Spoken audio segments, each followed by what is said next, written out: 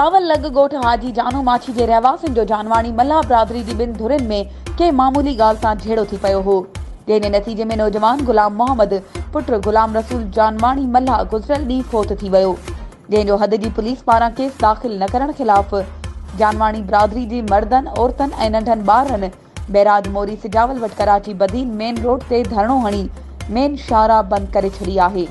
तफ़सीलनि मूजिबि मारिजी वियल नौजवान गुलाम मोहम्मद जानवाणी मल्हा जमादारी कंदो हो।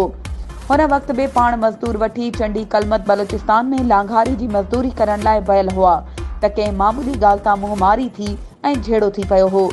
संदसि वारसनि जो चवणु आहे त असां NC कटाइण लाइ वेझे पुलिस थाणे ते वियासीं, पर असांखे उतां इहो चई रवानो कयो वियो त ज़ख़्मी जी हालत ख़राब आहे। पहिरीं उन्हीअ खे अस्पताल पहुचायो। असां ज़ख़्मी खे खणी अस्पताल पहुचायो, पर ज़ख़्मी फोत थी वियो। हाणे कातिल बाअसर हुअण सबबि असांजो केस दाख़िल नथो कयो वञे।